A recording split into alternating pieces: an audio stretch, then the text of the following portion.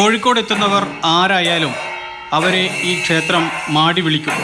അതിന് സ്വദേശിയെന്നോ വിദേശിയെന്നോ വ്യത്യാസമില്ല. Have you heard of this Tali temple? Yes, it's very famous. We came to see it.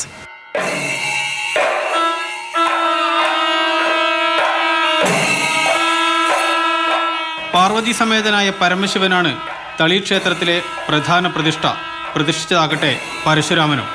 ഭക്തിക്കും വിശ്വാസത്തിനുമപ്പുറം ചരിത്രത്തിലും തളി ക്ഷേത്രത്തിന് വലിയ പ്രാധാന്യമുണ്ട്.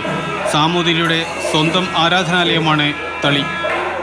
കോഴിക്കോടിൻ്റെ ഐശ്വര്യം തളിയായിട്ട് ബന്ധപ്പെട്ടതാണ് എന്നാണ് വിശ്വാസവും അതിൻ്റെ സത്യവും അതാണ്.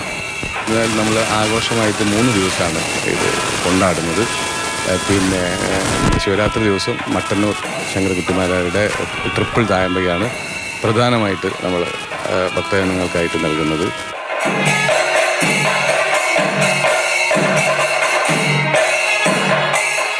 പരശുരാമൻ തപശക്തിയാൽ ശിവപാർവതിമാരെ പ്രത്യക്ഷപ്പെടുത്തി ഇവിടെ പ്രതിഷ്ഠിച്ചുവെന്നാണ് ഐതിഹ്യം. ആ പുണ്യദേശക്കാരുടെ കാണപ്പെട്ട ദൈവമാണ് ഇവിടെയുള്ളത്. തൊഴുതു തീരുമ്പോൾ പ്രത്യേക അനുഭൂതിയാണ് ഭക്തർക്ക്. ഇവിടുത്തെ ഒരു അന്തരീക്ഷം എന്ന് പറഞ്ഞാൽ നമ്മൾ തൊഴുതു കഴിഞ്ഞാൽ നമുക്ക് തന്നെ എന്തോ അറിയാതൊരു വൈബ്രേഷൻ ഉണ്ടാവാറുണ്ട്. അപ്പോൾ എന്നും രാവിലെ ഒന്ന് തൊഴുതിട്ടില്ലെങ്കിൽ അതൊരു സുഖമാവില്ല അന്നത്തെ ദിവസം.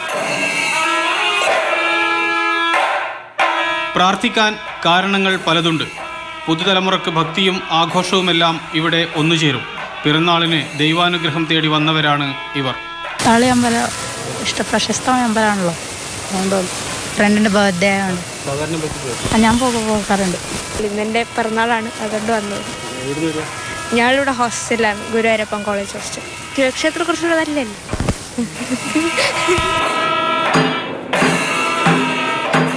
ശിവനും പാർവതിയും മാത്രമല്ല ഇവിടെയുള്ളത്. ശ്രീകൃഷ്ണൻ, ശാസ്താവ്, ഗണപതി എന്നിവരുമുണ്ട്. ജീവിത പ്രയാസങ്ങളിൽ ഉഴലുമ്പോൾ പലർക്കും അത് വല്ലാത്ത ആശ്വാസമാണ്. ശിവരാത്രിക്ക് എത്താനുള്ള ശ്രമത്തിലാണ് പലരും. ശിവരാത്രിക്ക് ഞാൻ വരാൻ നോക്കാം. എനിക്കൊരാളും കൂടി ഇല്ലാതെ വന്നൂടെ, എൻ്റെ കാൽക്ക് സുഖമല്ല. പിന്നെ അടുത്ത മാസത്തേക്ക് ഞാൻ പൂജ ഇവിടെ ഏർപ്പാട് ചെയ്തിട്ടുണ്ട്. അന്ന് ഞാൻ എത്തിയാൻ പറ്റുക, ഞാൻ വരൂലെന്ന് പറയല്ല. ഇവിടെ വന്നാൽ ഇങ്ങനെ വന്നുകൊണ്ടേ ഇരിക്കണം തോന്നും. അതാണ് ആ ദേവൻ്റെ ഒരു ശക്തി. എന്താ ചോദിച്ചാൽ നമുക്ക് ഭക്തി വരും, ഭക്തി ഇല്ലാത്തവർക്കും ഭക്തി വരും. അതാണ്. ചിലർക്ക് പറഞ്ഞാലും തീരാത്ത വിശ്വാസത്തിൻ്റെ പാരമ്യതയാണ് തളിയിലെ ശിവനും പാർവതിയും. എനിക്ക് എന്തൊരു വിഷമം ഉണ്ടെങ്കിലും മനസ്സിന് ആരോടും പറയാനില്ലെങ്കിലും ഇവിടെ വന്ന് ഭഗവാന്റെ മുന്നിൽ ചിലപ്പം ഭഗവാനെ രണ്ട് ചീത്തയൊക്കെ പറയും മനസ്സിൽ. എന്നാലും എനിക്കിവിടെ വന്ന് പറഞ്ഞിട്ടുണ്ടെങ്കിൽ എങ്ങനെയായാലും എനിക്ക് ആ ഒരു കാര്യം എൻ്റെ ഭഗവാൻ സാധിച്ചു തരും.